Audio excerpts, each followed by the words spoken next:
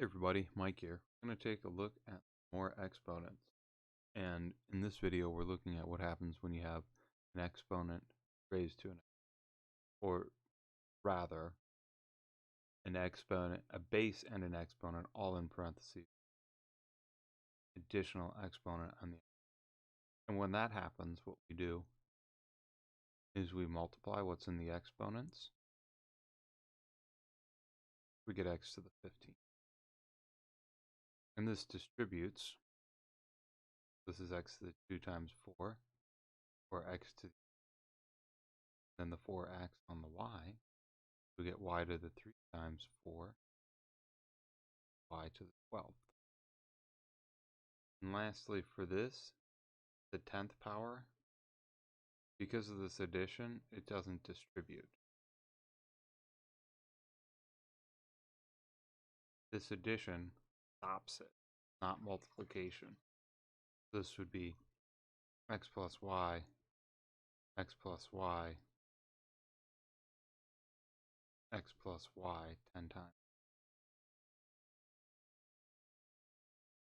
Which means we would have to go through and FOIL and expand these 10 times, or use the binomial theorem and have that memorized. So the answer is, that's not this section, that's not.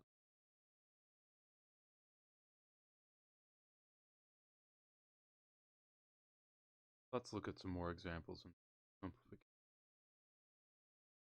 I'm going to start with the first side parentheses, x cubed y squared raised to the second power. And I'm going to multiply this, x to the 6th, y to the 4th. Now let's do that next bit of distribution. This is 3 times 1, so it's going to be x cubed. And then this is 3 times 3, y to the 9th. Once we've got that done, we're going to grab our x, 6, and 3, and slam them together. Now, additively,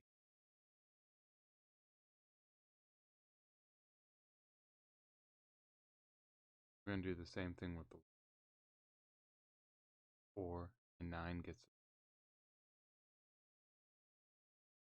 But at the start, we were multiplying to.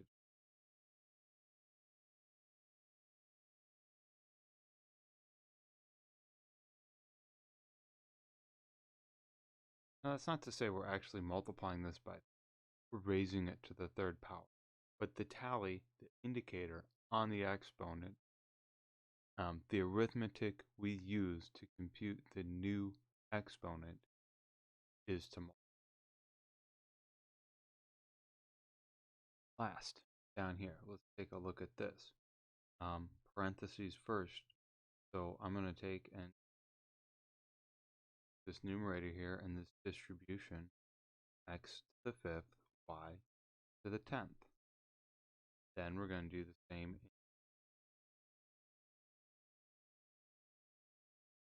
times 3 is 6, x to the 6th, 3 times 1 is 3, the 3rd.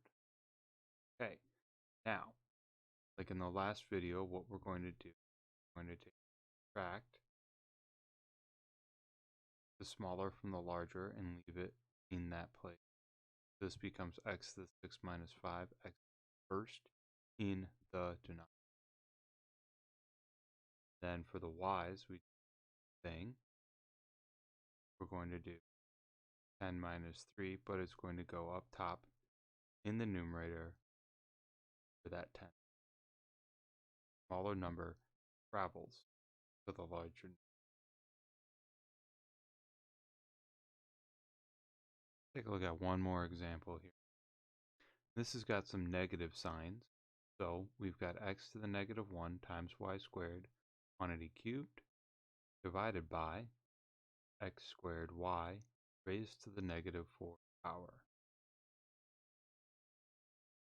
So we start once again by distributing x to the negative 3,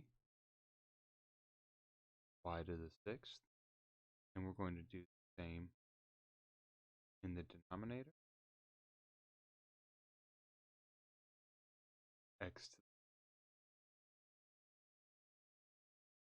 y to the 4. And now we have a choice to make. Do we get rid of all the negative signs? Or do we try to do the arithmetic? I'm going to say let's get rid of all the negatives. This negative 3 moves down to the denominator and becomes x cubed. Negative 8 is up to the which sides as well, becomes x to the 8th.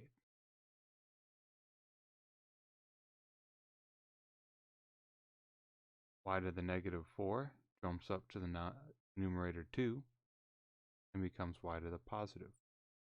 And y to the 6th, since it's a positive exponent, it just stays right where it is. Okay, now we're going to simplify. We're going to take this 3 and subtract it from and get x to the 5th.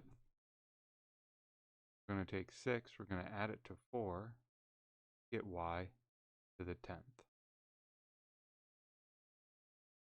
And that's our solution, x to the 5th, y to the 10th. Thanks so much. I'll see you next video for scientific notation.